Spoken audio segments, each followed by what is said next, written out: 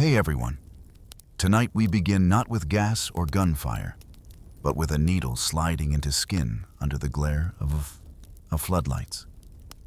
A prisoner stumbles off a train at Auschwitz, and before he can breathe, a doctor in white injects him with something cold. They call it medicine. It is not. It is morphine. Barbiturates, mescaline chemicals twisted into tools of torture. Here, drugs weren't healing. They were experiments. Children sedated until their hearts stopped. Men driven on meth until their bodies collapsed. And women injected just to see how long they could scream. Even the guards lived on Pervitin, their sleepless eyes glowing with chemical loyalty. The Reich claimed purity, yet fed its empire with poison. This is the story of science turned monstrous, and drugs as another gear in genocide. If history's darkest truths capture you, like and subscribe. And tell me, what hidden cruelty of war do you think too few remember? You are nudged from the suffocating darkness of the cattle car. The air hits you, not with the freshness of freedom, but with a thick, cloying smoke. And beneath it, a scent you cannot yet name, a metallic tang, an acrid sweetness, a hint of something burnt and utterly wrong. Harsh, blinding floodlights slice through the murky twilight, turning everything into stark, unsettling contrasts. Your legs, numb from the journey, barely hold you as you stumble onto uneven ground. A strange mosaic of gravel and ash that crunches underfoot. The murmuring of other disoriented souls is a low, guttural sound, filled with confusion and an unspoken dread rising from the very earth. Then, he appears, a figure in a crisp white coat, stark against the drab surroundings, moving with unsettling calm amidst the chaos. He holds a syringe, polished metal gleaming under the floodlights, reflecting their cruel brilliance back at you. His eyes, devoid of warmth, scan the faces of the newly arrived, pausing for a fleeting moment on yours. There's no greeting, no explanation, only the cold, unyielding precision of his movements. They whisper it's a vaccine, a protection against sickness. But even as the word forms, a doubt, cold as the night air, settles in your mind. This place, these faces, the smell. Nothing here speaks of care or healing. You watch as the man next to you, who had clutched a worn photograph throughout the journey, receives the injection. He barely flinches at the prick, his gaze still lost beyond the barbed wire fences. But then, as the plunger descends, his eyes widen slightly, a flicker of something unreadable passing through them. Before his knees buckle, he collapses, a soft, heavy thud on the gravel. His hand still reaching for the photograph, now scattered by the wind. The doctor simply makes a quick, dismissive gesture to an orderly. No surprise, no concern, just an entry in an invisible ledger. You understand then, with a chilling clarity that steals your breath here. Needles do not heal. They initiate, categorize, and mark you not for recovery, but for a different kind of progress. They decide, in an instant, who might falter first, who might serve as a more immediate subject. The bitter, silent irony echoes in your mind, if this is their free health care. Then perhaps the free cremation they speak of is merely the final, inevitable stage of their twisted treatment. The cold steel of the needle presses against your arm, and you close your eyes, bracing for the sting, for the silent, unknown message it will deliver into your veins. The world tilts, and you are no longer just a person. You are a data point, a canvas for their unseen intentions. The days begin to blur, each one stretching endlessly, yet passing with horrifying swiftness. You find yourself in a place that once might have been a barrack, but now it hums with an insidious energy. This is a laboratory, a theater of calculated suffering, where the human body is reduced to variables and responses. The air is heavy with a medicinal scent, a sterile, false promise that only amplifies the underlying stench of fear and unwashed bodies. You stand, or sit, or merely exist, your gaze drawn to the quiet, methodical actions unfolding around you. Other prisoners, their faces gaunt, their eyes hollowed by unspeakable weariness, are brought here. Some are led to cots. You watch as a clear, viscous liquid is meticulously injected into their arms. Slowly, subtly, their bodies begin to respond. A tremor starts in a hand, then ripples through an arm, a leg, until their entire form twitches with a persistent, broken rhythm. Like puppets whose strings have been tangled and frayed. It's morphine. They whisper, but not to ease pain. It's to test limits, to observe the precise moment when the nervous system, overwhelmed, begins to rebel. The SS doctors, their white coats pristine, their clipboards held with academic detachment, scribble notes, their pens scratch softly on paper, a sound chillingly ordinary amidst the extraordinary pain they orchestrate. In another corner, you see others, drowsy, eyes struggling to focus. These are the ones given sleeping drugs, not for rest, but for a different kind of experiment. They are then deprived of food, of water, their bodies forced into prolonged lethargy, then collapse. The goal is simple, brutal to chart the precise duration before the human form, sedated and starved, finally gives way. The doctors watch, impassive, their faces revealing nothing but a cold, scientific curiosity. They might comment on a subject's respiration rate, the quality of their muscle spasms, the fading pulse. Their voices are calm, almost soothing, utterly detached, as if discussing the weather rather than the erosion of a human life. It is here, in this quiet cruelty, that you realize science has been stripped of its noble purpose. It is not discovery that drives these actions, but the systematic application of pain, a perverse quest for data achieved through the unraveling of human endurance.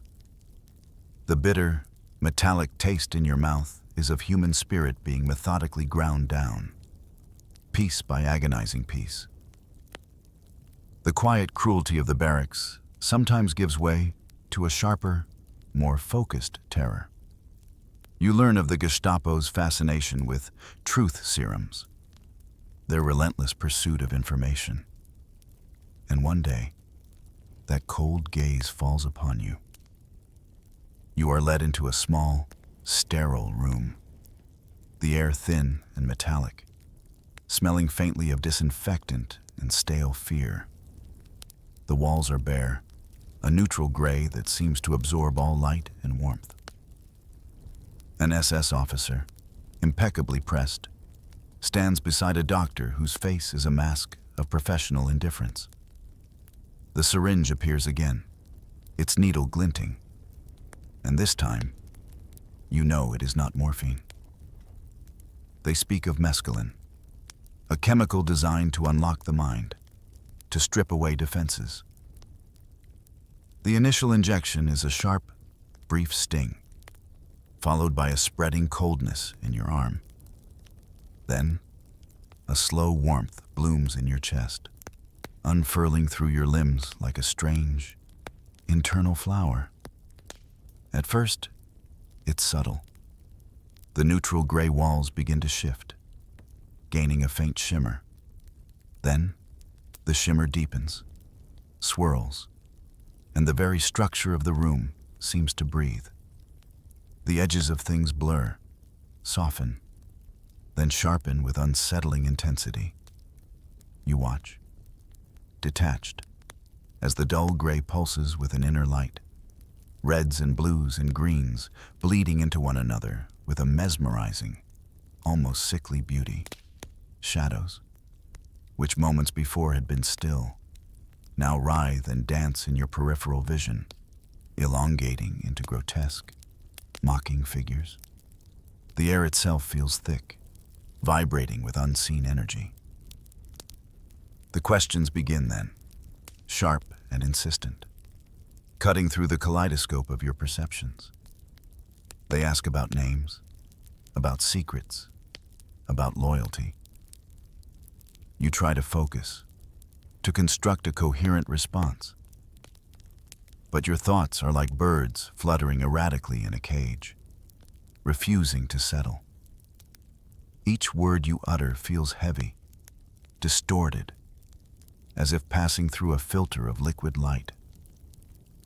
If you speak what you believe to be the truth, they listen with chilling, detached amusement. A slow, knowing smile might curl on an officer's lips, a subtle shake of the head. Then comes the laughter, cold and mirthless, echoing in the pulsing chamber. They know, or think they know, that your truth is not their truth. If you try to invent, to lie, to shield yourself with fabrication, their response is swift and brutal. The pain, when it comes, is amplified, screaming against the vibrant backdrop of your altered senses. A sharp blow, a blinding flash of color, the sudden, visceral agony of a broken tooth. Each sensation made more intense, more vivid by the drug.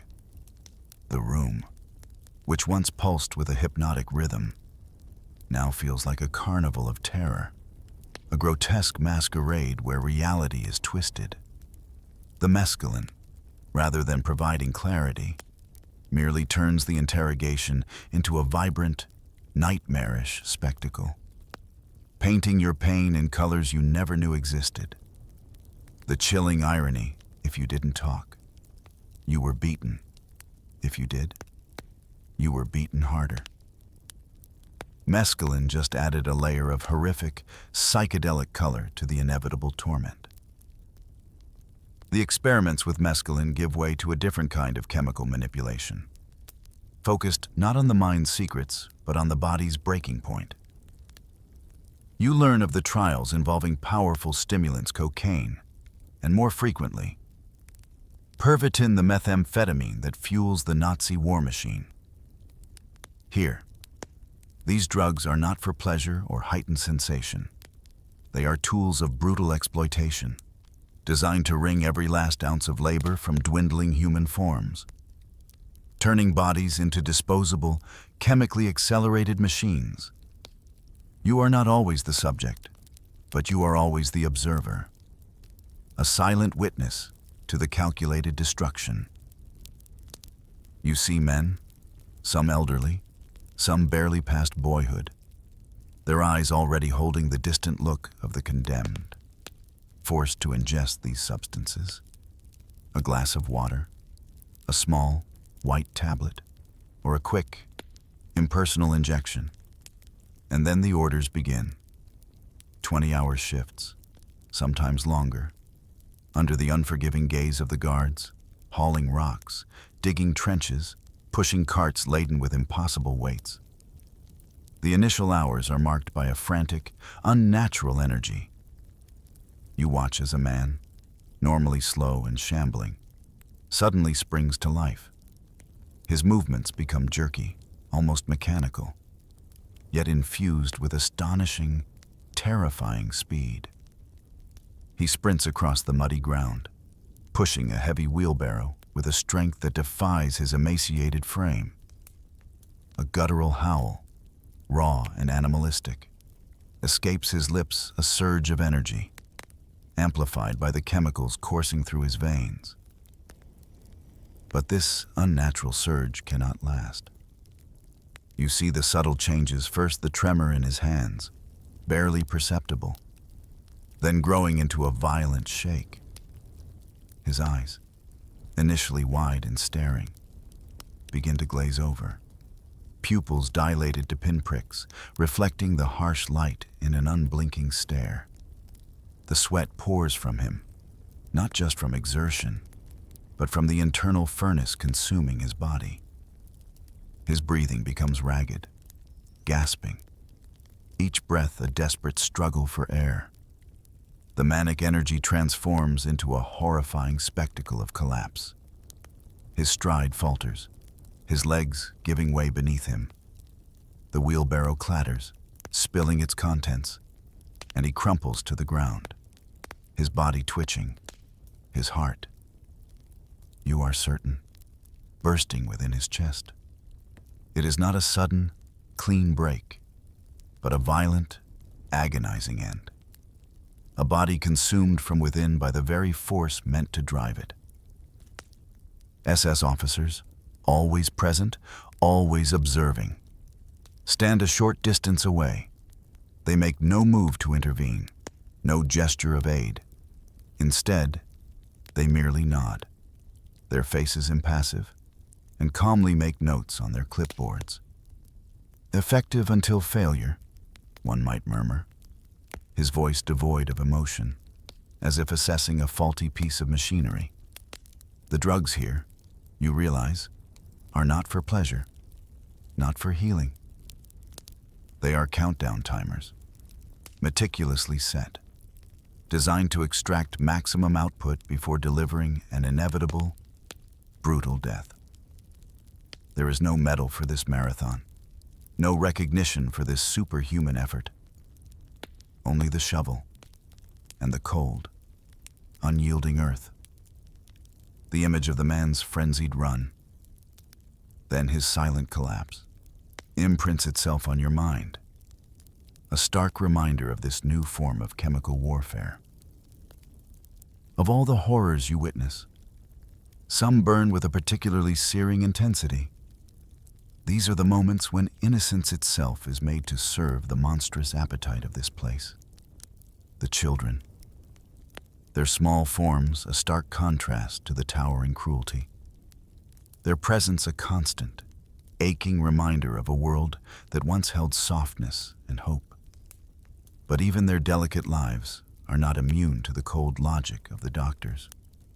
Here, children are not nurtured, they are subjects, their developing bodies offering unique medical data. You learn of the injections, morphine to dull, barbiturates to sedate, other unnamed substances to observe. The purpose is always couched in the language of science, of progress. But the truth is a grotesque perversion. One day, you find yourself near a small, makeshift infirmary. The air hangs heavy, silent, save for the faint, rhythmic scratching of a pen on paper. You see her an 8-year-old girl, her hair a pale whisper against her head, her face startlingly delicate, lying still on a cold, steel table. Her small hands, no bigger than a bird's, are clasped loosely over her chest. Her eyes are closed, but it is not the peaceful sleep of childhood. It is a profound, unnatural stillness. A doctor approaches the table, his movements slow, deliberate, almost ritualistic. His name is whispered in fearful tones throughout the Camp Mengele. He bends over the child, a faint, almost imperceptible smile playing on his lips, a terrifying expression of intellectual satisfaction. He holds a small, leather-bound notebook, its pages filled with meticulous script. His pen hovers, then descends, scratching out a few more words, a brief, Clinical assessment. Subject unresponsive, he writes, his voice a low murmur, chillingly detached. The silence in the room is absolute, broken only by the faint rasp of his pen.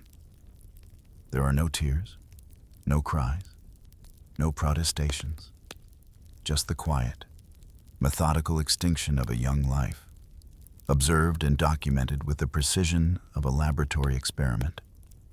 Her childhood, a fleeting flicker of light, reduced to a single, cold entry in a medical report. Her dreams, her laughter, her potential for joy, all vanish into the indifferent space between lines on a page. The steel of the table, cold and unforgiving, seems to absorb her warmth, leaving only an imprint of fragile humanity. No child was left untested in this Nazi kindergarten. You want to look away, but you cannot. This quiet, measured horror, this complete disregard for the sacred fragility of youth, roots you to the spot. A silent witness to a perversion of life that no conscience can ever truly reconcile. The memory settles, heavy and cold, a weight that will never truly lift. While the prisoners waste away, subjected to dehumanizing experiments, a stark and disturbing contrast unfolds within the ranks of the tormentors themselves. You witness it daily, this inversion of suffering. The SS guards, who hold absolute power over you, are also ensnared in a chemical web, though one they willingly embrace. Pervitin, the methamphetamine designed to keep soldiers awake, flows freely among them, chewed like a common candy. It is their fuel, their grim companion in the endless task of dehumanization. You watch them, often in the dead of night, or in the long, drawn-out hours of dawn. Their eyes, once perhaps human, are now wide, bloodshot, bulging slightly, reflecting the harsh camp lights with unnatural intensity. There's a glassy sheen to them, a manic glint that speaks of profound sleeplessness and an overcharged nervous system. They might have been awake for 48 hours, perhaps even longer, their bodies vibrating with an artificial energy, their hands, grasping whips and rifles, tremble almost imperceptibly, then with a more pronounced, persistent shake. This tremor is not born of fear, but of the drug's relentless grip. And then, the grins. Oh, the grins. Not smiles of joy, but a terrifying rictus that stretches their lips, revealing teeth, contorting their faces into something animalistic and deranged. These are manic grins, devoid of humor, filled instead with cruel satisfaction, a predatory glee that curdles your blood. You might be working in the icy wind, shoveling frozen earth, when you feel a sudden, intense gaze upon you. You look up, slowly, cautiously, to see your tormentor, his face a mask of sweat and twitching muscles, his eyes wide with that unnatural light, his lips stretched into that grotesque grin. He might let out a short, sharp bark of an order, or crack his whip with unnecessary force, the sound echoing ominously in the bleak landscape. The Pervitin turns them into sleepless zombies, devoid of natural human fatigue, yet brimming with chemically induced aggression. Their loyalty, once perhaps rooted in ideology, becomes chemically reinforced, an almost biological imperative to follow orders. No matter how cruel, the drug strips them of their humanity, just as it strips you of yours. It's a chilling feedback loop. The drugs keep them awake to inflict suffering, and the suffering they inflict further numbs them. The irony, that loyalty in the Reich, this supposed bastion of purity, was in fact often measured in mere milligrams of a synthetic stimulant. Hangs heavy in the air, the chemical-fueled madness of their eyes, the relentless tremor in their hands, the unsettling calm, predatory grins. These images are burned into your memory, a testament to the drug's ability to warp not just the victim, but the perpetrator, into something monstrous and unyielding.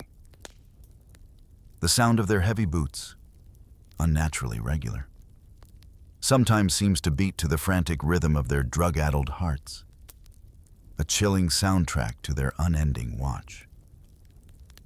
Within the grim confines of the camp, there exists a place deceptively named the infirmary. In any other world, this would be a sanctuary, a haven for healing. But here, the very concept of an infirmary is twisted, inverted, becoming another cruel instrument of control and despair. The shelves within are indeed stocked, not with remedies for recovery, but with a chilling inventory vials of morphine, bottles of sedatives, various syringes. Yet, none of these are for mending broken bones or easing agony. Their sole function is either to serve in the brutal experiments you've witnessed, or to hasten the inevitable end, to efficiently dispose of those deemed beyond utility. You might be brought there yourself, or observe others from a distance. The air inside this place is a strange mixture of antiseptic and the raw, unadulterated smell of fear and suffering. The muted groans of the sick, the shallow, desperate breaths of the dying, form a constant, low murmur, a mournful symphony of human frailty. The SS doctors move through this space with clinical indifference, their white coats crisp, their faces impassive. They might administer a shot, not to alleviate suffering, but to test a reaction, or to simply quiet a patient whose cries disturb the grim efficiency of the system. Yet, within this inverted pharmacy, a different, quieter drama sometimes unfolds. Among the prisoners forced into the roles of nurses and orderlies themselves, skeletal and weary, a desperate form of compassion occasionally blossoms. You hear the whispers, hushed and urgent, of tiny doses stolen, milliliters siphoned from official supplies, a single, illicit shot of morphine, not for a test, but to provide a suffering soul with a moment of respite, a brief, dreamless journey into unconsciousness, or, more profoundly, a quicker, more dignified exit from this world of endless pain. These acts are perilous, punishable by death if discovered. Yet, they occur. You might see a nurse's hand linger for a fraction of a second longer on a dying prisoner's arm, a subtle shift in their demeanor, a fleeting look of shared understanding. In this place where life is cheap and suffering is currency, compassion is measured in stolen milliliters, in the quiet, dangerous defiance of a system built on cruelty. The infirmary, meant to cure, instead cures patients of life itself. The only warmth found here comes not from healing, but from the desperate, fleeting kindness of one suffering soul to another. In the shadow of the crematorium's ever-present smoke, a different kind of ending begins to circulate in hushed whispers among the prisoners. It is not an ending brought by the guards' brutality or the doctor's experiments, but an ending chosen, a final, desperate act of self-determination in a place where all choices have been violently stripped away. The whispers speak of morphine, of its ability to offer a peaceful escape, a way to evade the ultimate horror of the gas chambers. It is a grim, final act of defiance, a reclaiming of control over one's own demise.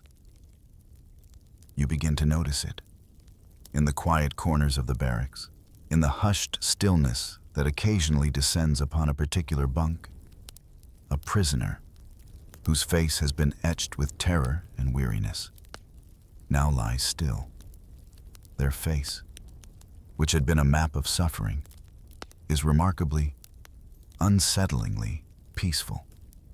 The taut lines of fear have smoothed, the haunted look in their eyes replaced by the soft, unseeing gaze of someone profoundly at rest.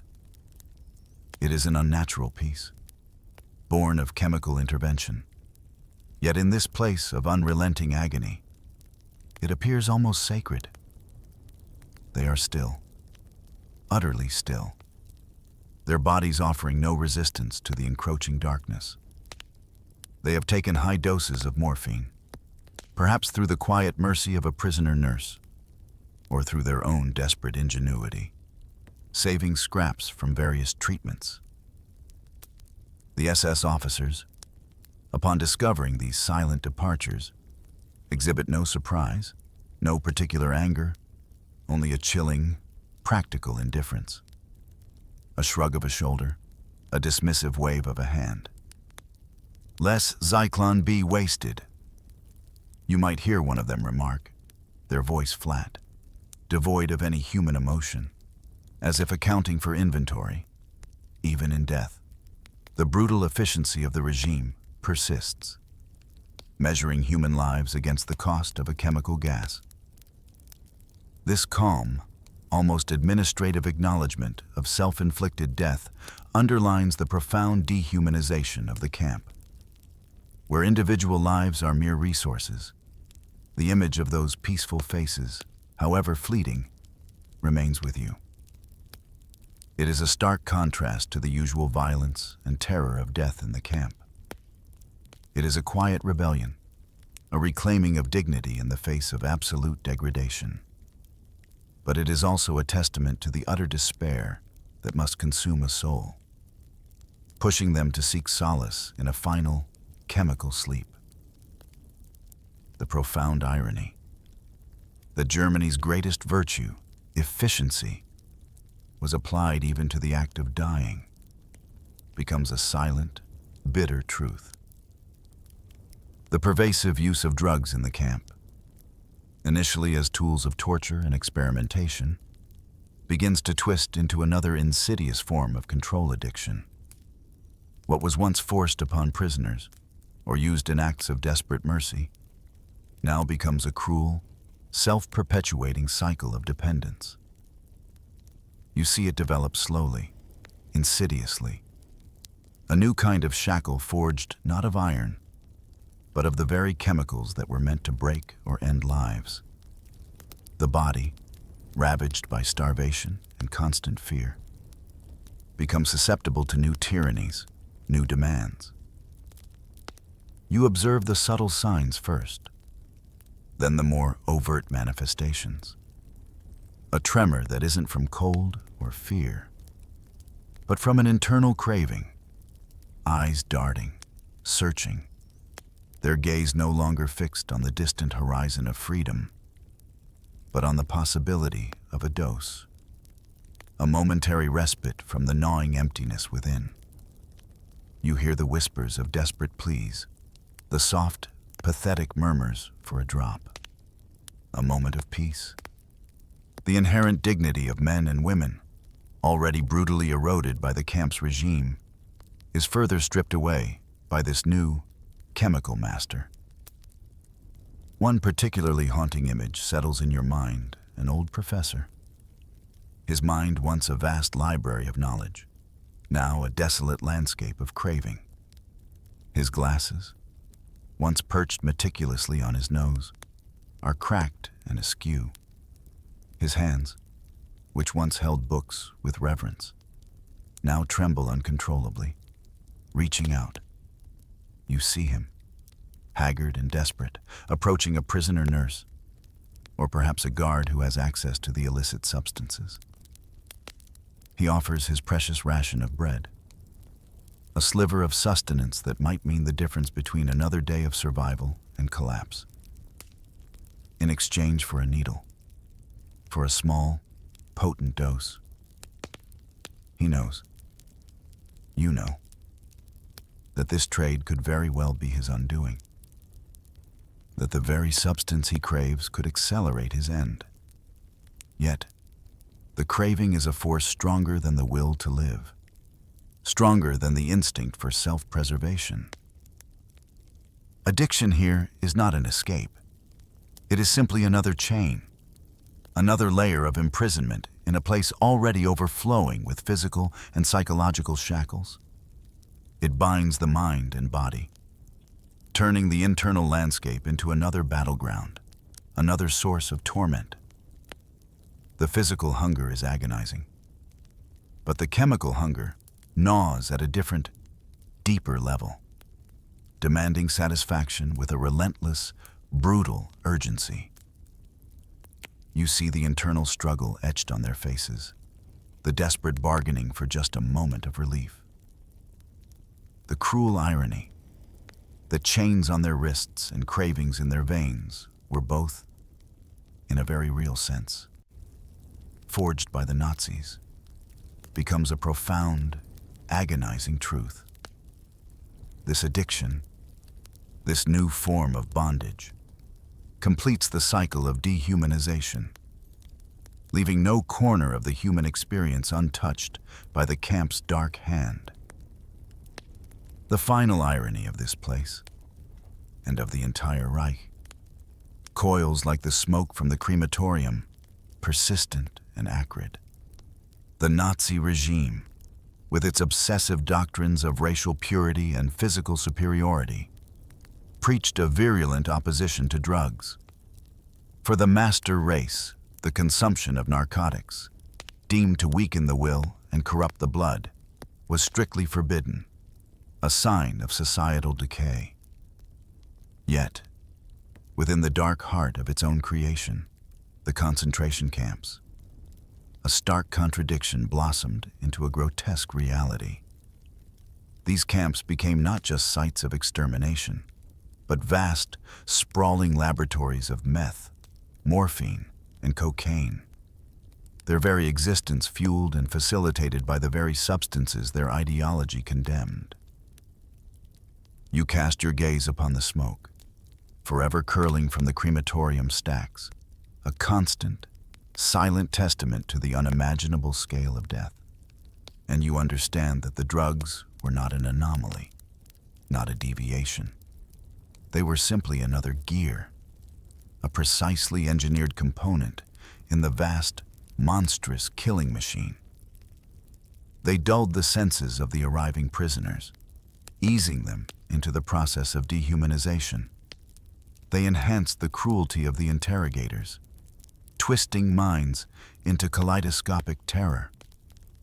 They drove the bodies of the condemned to exhaustion, extracting every last ounce of labor before collapse.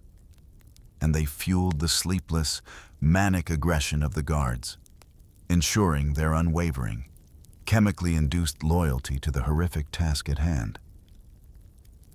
The Reich claimed purity, yet it fed its empire with poison, a bitter, internal contradiction that speaks volumes about the true nature of its power. Even now, as the last vestiges of the camp's grim reality fade, the images linger. You can almost see them, the SS officers, striding away from the gates, their jaws still working on the Pervitin tablets, their eyes still holding that unnatural, chemical glint, forever caught in their drug-fueled mandate of destruction. And you see the other faces, the prisoners, those who never truly left, whose bodies became ash, but whose spirits, perhaps, still chase the phantom promise of morphine in their dreams, searching for a peace that was always denied. The silence that follows is not empty, but heavy with the weight of this knowledge. Purity outside, poison inside, that was the Reich's real chemistry. A truth as enduring and as chilling as the wind that whispers through the desolate grounds, carrying with it the untold stories of suffering and the ultimate perversion of science. And perhaps, somewhere in that vast, silent space, the echoes of those experiments still linger, a haunting reminder of what happens when humanity is abandoned and chemicals become the tools of a monstrous will. If history's darkest truths capture you, like and subscribe, and tell me what hidden cruelty of war do you think too few remember. Our journey begins not with a roar, but with a whisper, a deeply unsettling idea that slowly, insidiously, began to permeate the very air of a nation. It was an ideology, meticulously crafted and relentlessly propagated, primarily through the words penned by Adolf Hitler in his infamous book, Mein Kampf. Within its pages, a vision was cast, a vision of humanity rigidly divided, with one particular group, the so-called Aryan race, elevated to the pedestal of Prometheus of mankind. This idealized group was not merely seen as superior. They were portrayed as the very torchbearers of civilization, destined, by some twisted decree, to dominate the world. This was more than just a belief. It was framed as a biological imperative, a natural law that needed to be upheld and enforced with an unwavering, almost religious, fervor. The insidious nature of this doctrine lay in its transformation from abstract political theory into a tangible, actionable plan.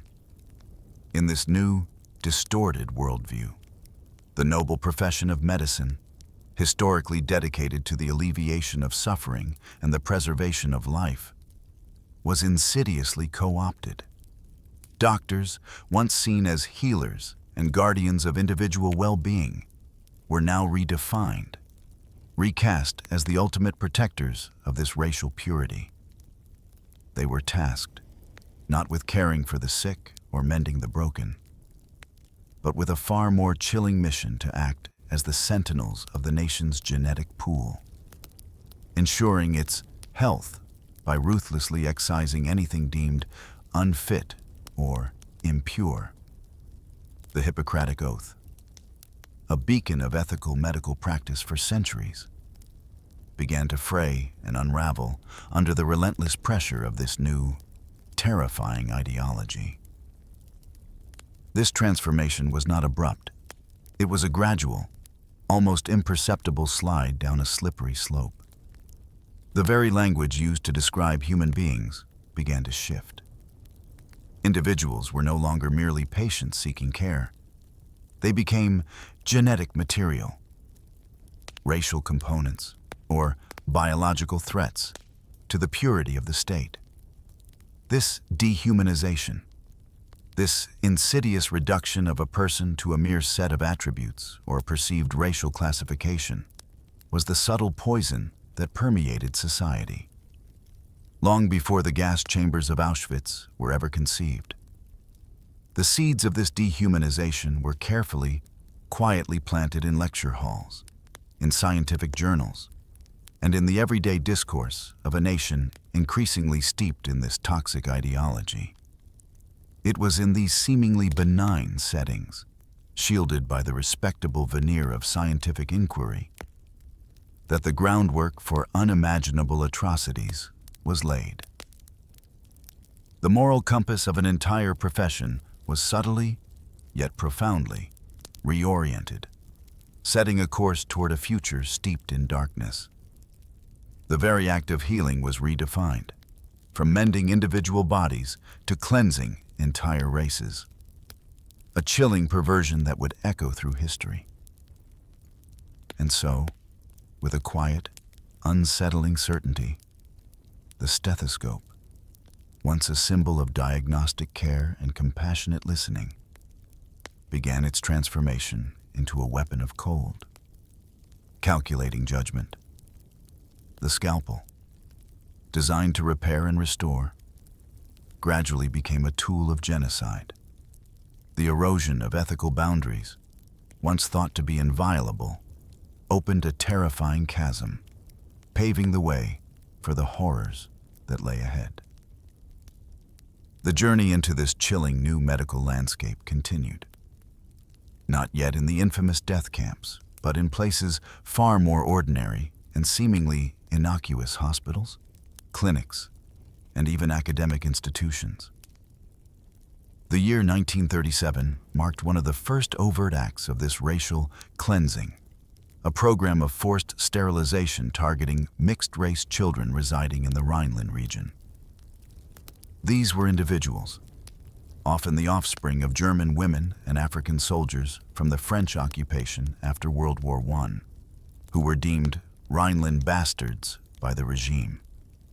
With cold, scientific precision, and without any genuine medical justification, these innocent young lives were subjected to irreversible procedures, forever stripping them of the ability to have children, all in the name of preventing the supposed pollution of the Aryan bloodline. The doctors involved in these procedures, often highly respected members of their communities, justified their actions through the lens of racial hygiene, believing they were performing a public service, safeguarding the future of their nation. It was a terrifying precedent, a quiet prelude to the widespread medical abuse that would soon follow. Then came the chilling expansion of this doctrine, known euphemistically as Action T4, initiated in 1938 to 1939. This program targeted a different group, those deemed unworthy of life, tens of thousands of mentally ill and physically disabled Germans. These were not enemies of the state in any conventional sense. They were simply individuals who did not fit the narrow, brutal definition of a perfect citizen. In the quiet, clinical settings of specially designated institutions, patients were systematically starved, poisoned, or given lethal injections. The doctors and nurses involved meticulously documented their findings, transforming human lives into data points, their deaths into administrative statistics. This was not a moment of passionate rage, but a chillingly organized, bureaucratic exercise in mass murder. Through these early, horrific programs, the medical professionals involved gained invaluable, though morally abhorrent, experience. They learned the grim efficiency of mass killing, how to administer lethal injections with speed, how to develop and deploy gas chambers often disguised as shower facilities, and how to systematically starve patients to death, all while maintaining a facade of medical procedure. These programs served as a grim rehearsal, a training ground where the methodologies of extermination were refined, tested, and normalized within the medical establishment. The quiet, sterile hallways of hospitals and sanatoriums became laboratories for death, and the personnel within them became desensitized to the suffering they inflicted. The ethical safeguards that should have protected the most vulnerable were systematically dismantled, piece by agonizing piece. From the clinics and hospitals, where the first victims fell in silent despair, the doctors and their chilling lessons were carried forth.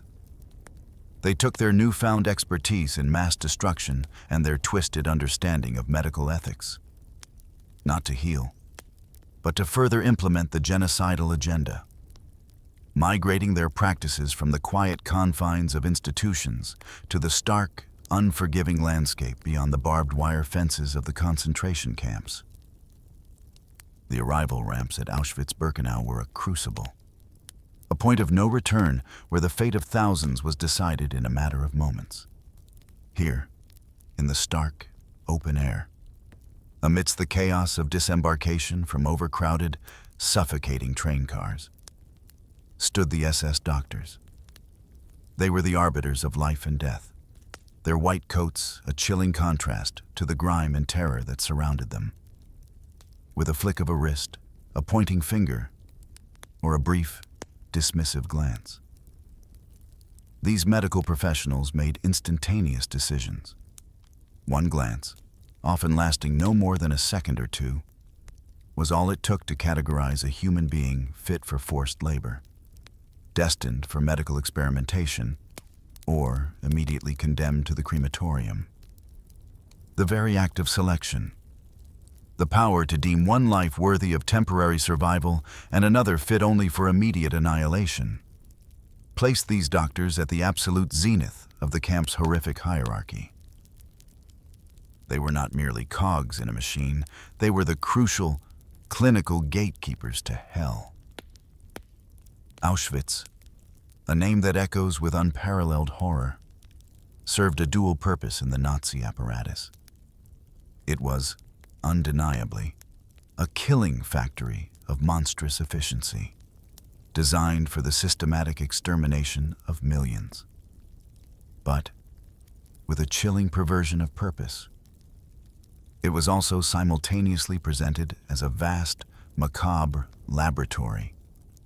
Here, under the guise of scientific inquiry, the most depraved and unethical medical experiments were conducted, pushing the boundaries of human cruelty to unimaginable extremes. The camp provided an endless, captive supply of human subjects, stripped of all rights, dignity, and even their names, reduced to mere numbers tattooed on their arms. This abundance of material fueled the grotesque ambitions of doctors who had long abandoned any pretense of ethical practice. In this horrifying environment, the medical gaze, the way a doctor observes and assesses a patient, was utterly corrupted. It ceased to be an act of empathy or an attempt to understand and alleviate suffering. Instead, it became a cold, analytical appraisal, systematically turning living, breathing human beings into mere material for experimentation, study, or disposal. The individual identity, the inherent worth of each person, was deliberately erased. Prisoners were weighed, measured, injected, and dissected, not as unique individuals with histories and futures, but as specimens, raw data for the twisted pseudo-scientific research being conducted. The detached, clinical detachment of the perpetrators was, in many ways, as terrifying as the violence itself, demonstrating a profound moral vacuum where compassion once resided. It was in this place, where humanity itself was dissected and discarded, that the seeds of an even deeper terror would take root. Among these doctors, presiding over this horrific intersection of medicine and murder, one name became a legend in horror. Whispered with terror and remembered with revulsion, Josef Mengele. His presence cast a long, dark shadow over Auschwitz, a chilling embodiment of science gone utterly, irredeemably wrong. The relentless pursuit of racial purity fueled a desperate search for efficient methods of control. And among the many dark avenues explored was the use of radiation for sterilization. A particularly cruel series of experiments, pioneered by Professor Horst Schumann, involved the deliberate exposure of countless individuals to high doses of X-rays. These were not accidental exposures or therapeutic treatments. They were calculated assaults on human fertility, undertaken without consent and with complete disregard for the excruciating pain and long-term suffering inflicted. Men and women, often healthy young adults, were forced into small, confined spaces, their reproductive organs targeted with powerful X-ray beams. They were unknowingly sterilized, their futures extinguished in a silent, invisible assault. The immediate effects of this radiation exposure were devastating and profound. Young girls, particularly, were subjected to these harrowing procedures, often developing severe burns on their skin, a testament to the intense radiation they had endured. Their bodies reacted violently, with episodes of uncontrollable vomiting and debilitating infections that ravaged their systems. Many developed peritonitis, a painful and often fatal inflammation of the abdominal lining, as their internal organs struggled under the toxic assault. The pain, both internal and external, was immense. But it was largely ignored by their tormentors, who viewed these symptoms merely as side effects to be recorded, rather than as cries for help from suffering human beings. Following these initial exposures, the cruelty continued. In a grotesque postscript to the radiation treatments, many victims were subjected to surgical removal of their ovaries or testicles. These procedures, often performed in unsanitary conditions and without adequate anesthesia, were not only excruciatingly painful, but also served to confirm the effectiveness of the radiation. The removed organs were then meticulously examined, analyzed, and documented, all in the name of a perverse science that prioritized data over human life. This double layer of torment, the invisible radiation followed by the invasive surgery, further compounded the physical and psychological trauma endured by the victims. The ambition behind these horrific experiments was chillingly industrial. The vision was to develop a method of sterilization so efficient and so scalable that it could be applied on a massive scale. An assembly line approach to racial engineering. The dream, for these twisted medical minds, was to achieve an output of 3,000 to 4,000 sterilizations per day, a number that speaks volumes about the sheer scale of the intended depopulation. This was not about individual medical care. It was about the systematic, industrialized control of an entire population's reproductive capacity, reducing human beings to biological units to be managed and manipulated. The quiet hum of the X-ray machine became a sound of silent terror, a harbinger of a future denied. However, sterilization by radiation was only one horrifying method in their arsenal of racial control. Other doctors, with equal fervor and a chilling disregard for human life, preferred the more direct, invasive methods of syringes filled with toxic chemicals and knives wielded for brutal surgical intervention. Within the chilling confines of Auschwitz, one barrack earned a particularly infamous reputation: Block 10. This was a place of unspeakable suffering, specifically designated for women who would endure the most depraved and invasive medical experiments. They were crammed, often hundreds at a time, into sealed, dark barracks, the air thick with fear and despair. The conditions were squalid, designed not for human habitation, but for the containment and systematic degradation of bodies. In this claustrophobic hell, the women, stripped of their identities and their most basic rights, were reduced to mere subjects for a parade of pseudo-scientific atrocities. These women hailed from across Europe, representing a tragic mosaic of nations caught in the Nazi grip. French, Dutch, Greek, Slovak, Belgian. Each language whispered a different tale of loss and longing. Yet all shared the same grim reality of their captivity. Their diverse backgrounds were irrelevant to their tormentors.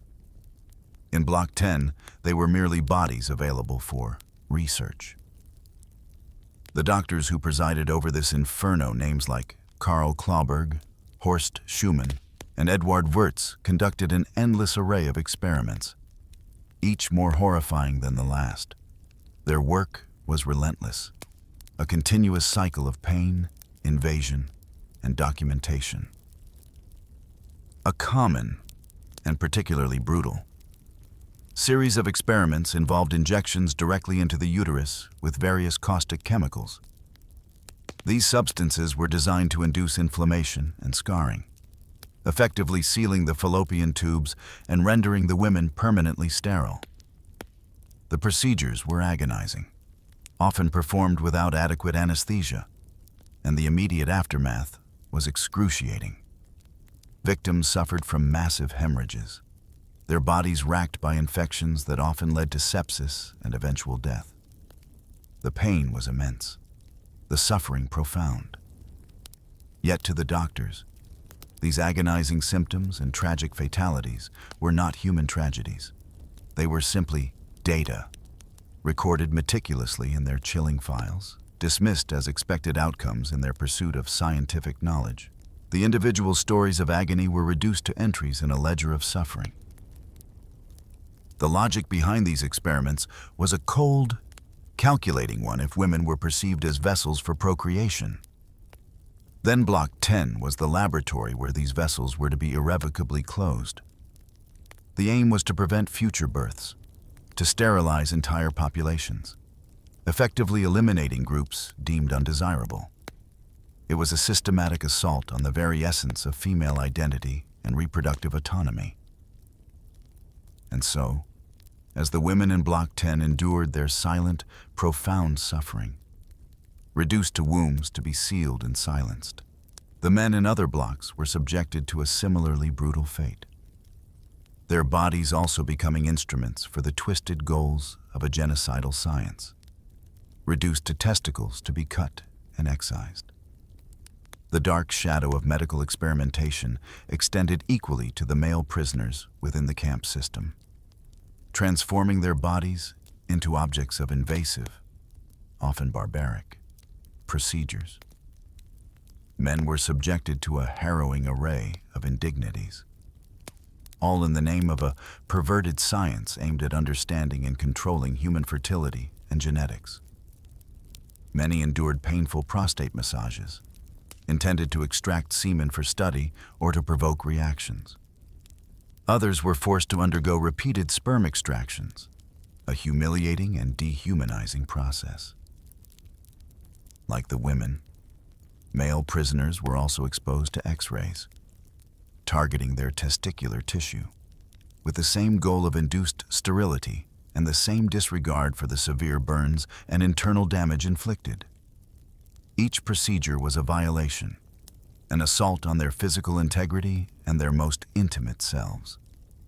Among the victims, and sometimes tragically among those forced to assist the perpetrators, were doctors themselves. One such figure was Dr. Daring, a Polish prisoner who, under extreme duress and threat of his own death, was forced to perform surgical procedures for the SS doctors. This unimaginable coercion placed him in a moral abyss, where the very skills he had trained to heal were now bent to the will of his tormentors, forcing him to participate in their atrocities. The trauma of such a position, both for the victims and for those compelled to act against their will, represents yet another layer of the camp's profound horror. The most brutal and common procedure inflicted upon male prisoners was castration. These were not delicate, medically necessary operations, but rather brutal, often hurried. Excisions performed with a chilling lack of concern for the pain or the long-term health of the victims. Prisoners would frequently have one testicle removed. Then, after a period of observation, the other would be taken. These procedures were not only excruciatingly painful during and immediately after, but they also left the men physically mutilated and psychologically shattered. The quiet dignity of their bodies was violently ripped away, replaced by permanent scarring and a profound sense of loss. The aftermath for these victims was often grim. Many survivors of these brutal castrations did not live for long. Within weeks, their weakened bodies, already ravaged by starvation, overwork, and the trauma of imprisonment, succumbed to the complications of the procedures. Sepsis, a rampant and deadly infection, was a common killer, as were severe hemorrhages from poorly managed surgical sites. Others simply died from exhaustion, their spirits and bodies utterly broken by the relentless torment. The quiet despair of their final days, the slow fading of life. was meticulously observed and recorded by the doctors, who saw only the completion of an experiment, not the extinguishing of a human life. Yet, even with these widespread sterilizations, the obsession of doctors like Josef Mengele was not solely to prevent birth, but to control it, to understand its very mechanisms through the perverse study of human development, particularly through the unique circumstances of twins. Among the many depraved ambitions of Josef Mengele, perhaps none was more chillingly methodical than his fascination with twins and dwarfs. These individuals, deemed genetically interesting by his twisted scientific lens, were specifically selected from the train ramps upon arrival at Auschwitz. Children, families, entire lives shattered in an instant. But twins and dwarfs were pulled aside, separated from their doomed relatives, marked for a different, yet equally horrific, fate. They were not immediately sent to the gas chambers. Instead, they were ushered into a cruel charade, a false promise of preferential treatment designed to facilitate Mengele's research. Initially, there was a deceptive glimmer of hope for these selected victims. They received slightly better food rations than other prisoners, a stark contrast to the starvation diets elsewhere in the camp. They were given clean bunks, a small luxury in the squalor of Auschwitz. Sometimes, Mengele himself would even offer small, unsettling kindnesses, a piece of chocolate, a gentle word, all designed to gain their trust, to make them compliant subjects for his daily examinations. This initial deception, this cruel kindness, offered a fleeting, terrifying illusion of safety, only to make the impending despair even more profound.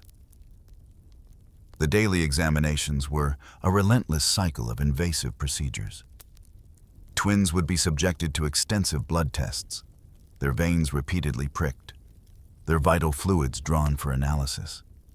Spinal taps, excruciatingly painful and dangerous procedures, were performed frequently, extracting cerebrospinal fluid for various studies.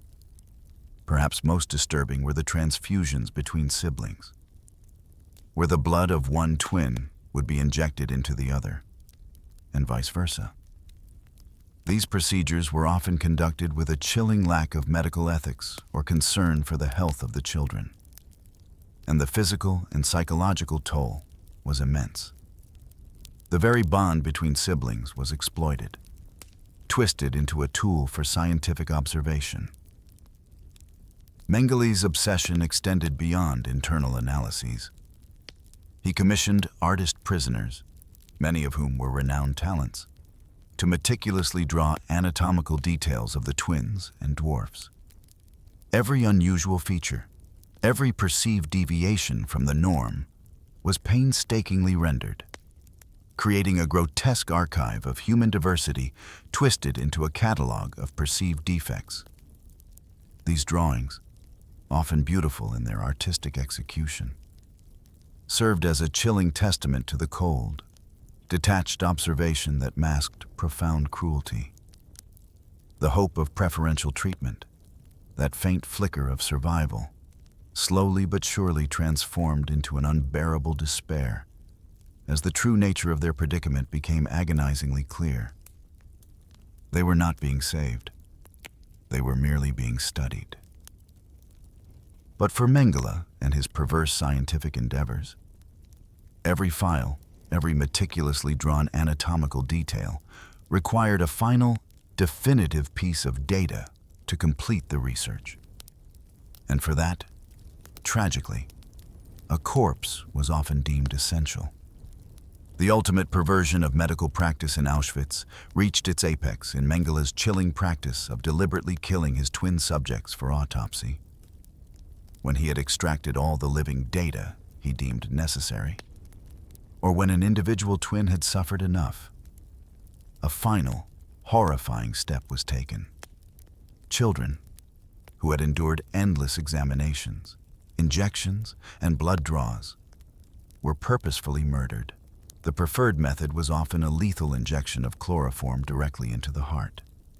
A cruel irony given its medical use as an anesthetic. This method ensured a relatively quick death, preserving the body for the subsequent dissection, allowing the research to continue uninterrupted into the realm of the deceased. Following these deliberate killings, the dissections were carried out with a horrifying precision, reflecting Mengele's medical training, but entirely devoid of human empathy. The bodies of the twins were laid side by side, their organs meticulously compared, measured, and analyzed. Every difference, every similarity, every detail that might shed light on his twisted genetic theories was carefully noted. The internal landscape of these young lives, once vibrant and full of potential, was systematically catalogued, their remains reduced to mere biological specimens.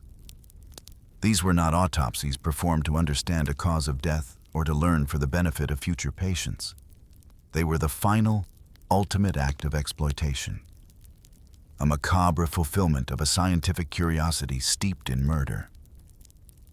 The findings from these dissections, the preserved tissues and organs, were then carefully prepared and packaged.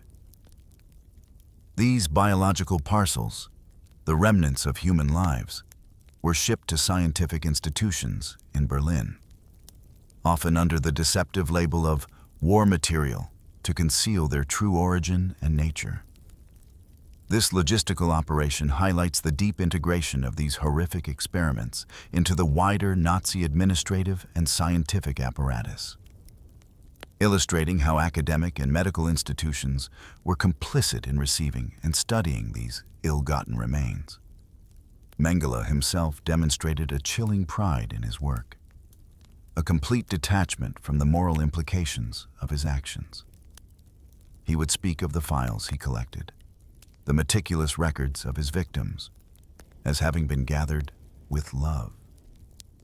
This perverse statement reveals the profound psychological depths of his depravity, where a twisted intellectual fascination completely eclipsed any vestige of human compassion.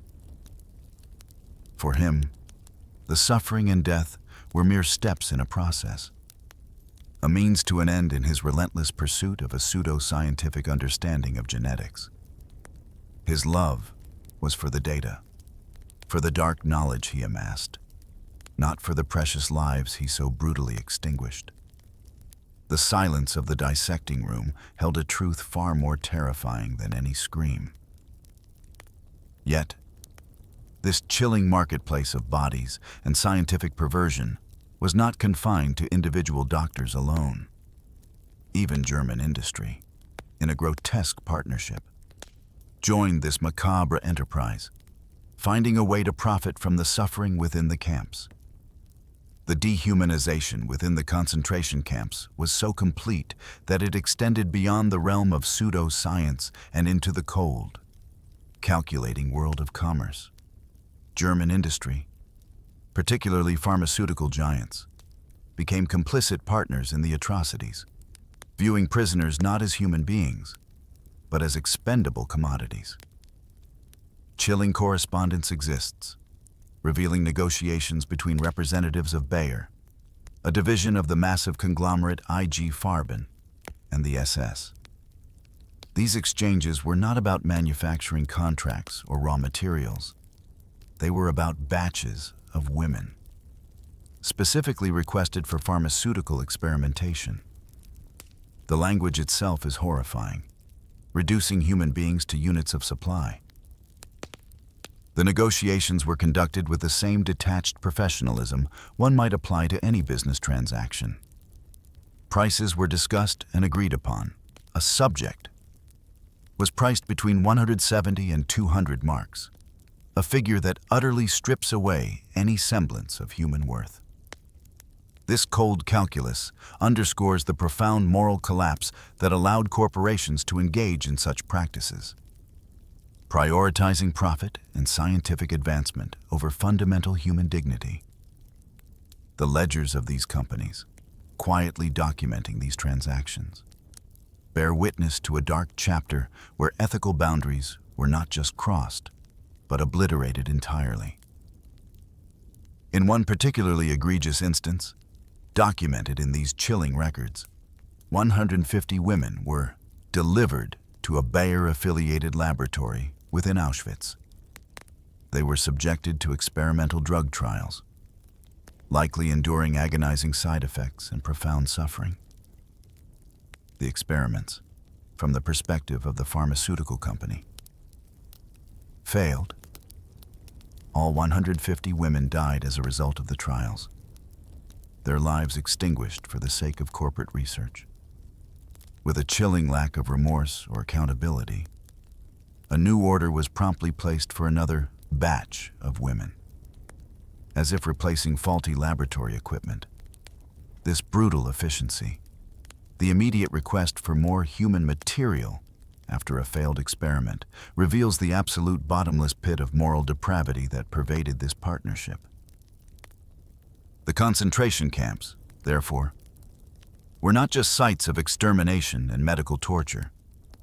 They functioned as suppliers, providing a continuous stream of forced human subjects for corporate laboratories. This collaboration blurred the lines between state-sanctioned genocide and corporate greed, demonstrating how various elements of society could become intertwined in the machinery of destruction. The quiet hum of industrial machinery, once a sign of progress, now carried the silent echoes of untold suffering, a stark reminder of industry's dark complicity. Eventually, the tide of war turned, and the liberation of the camps came, bringing with it a glimmer of hope.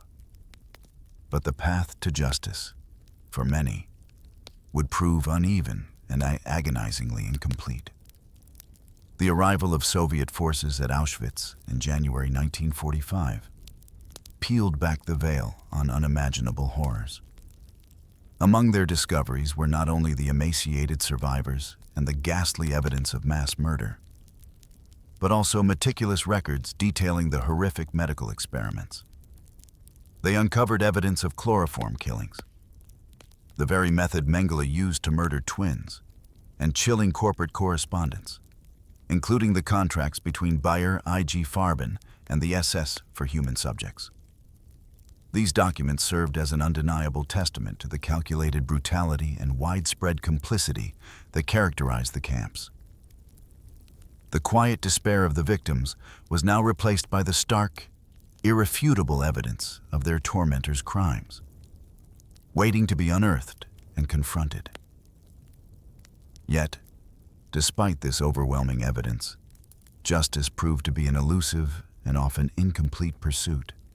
Josef Mengele, the infamous Angel of Death, managed to slip through the cracks of justice. With the chaos of the war's end, he escaped to Latin America, aided by a network of sympathizers. He lived a life in hiding, never captured, never brought to account for his monstrous crimes, eventually dying of natural causes in 1979 in Brazil. His unpunished life stands as a painful symbol of the enduring failure to fully prosecute all those responsible for the Holocaust's medical atrocities. Other perpetrators faced similarly uneven fates. Karl Klauberg, one of the doctors from Block 10 who conducted horrific sterilization experiments on women, was arrested by Soviet forces. However, he later died before he could be brought to a full trial, leaving many of his victims without the closure of seeing him held accountable. Horst Schumann, the professor responsible for the X-ray sterilization experiments, also managed to evade justice for decades, living under a false name until he was eventually identified and arrested in 1983. Even then, the legal process was protracted and often unsatisfactory for the survivors. The corporate complicity also largely escaped severe punishment. While some leaders of IG Farben faced trial at Nuremberg, many received relatively light sentences, and the vast industrial complex itself was largely broken up but allowed to reform. Bayer, BASF, and Hoechst The companies that emerged from the dissolution of IG Farben survived and thrived. Their histories subtly whitewashed or downplayed in the decades that followed. The profound ethical questions surrounding their wartime actions, their direct involvement in human experimentation, continued to cast a long, uncomfortable shadow over their legacies, even as they resumed their places as global industrial leaders. The legacy of this dark chapter is immense and multifaceted. It stands as a terrifying testament to how medicine, a profession meant for healing and preserving life, can be utterly transformed into an instrument of murder when devoid of ethical restraints and guided by a genocidal ideology. Science, once a beacon of enlightenment and progress, was twisted into the servant of a perverse ideology, used to justify and execute unimaginable atrocities. The profound, quiet lesson of this era is that knowledge without compassion, power without accountability, and science without morality can lead to the very depths of human depravity. The white coat, meant to symbolize care, healing, and hope, was in those quiet, dark times tragically transformed into the chilling mask of death. As we reflect on these moments, let us carry forward the quiet resolve that such a profound betrayal of humanity must never, ever be forgotten, ensuring that the shadows of the past serve as a perpetual, somber reminder for the future.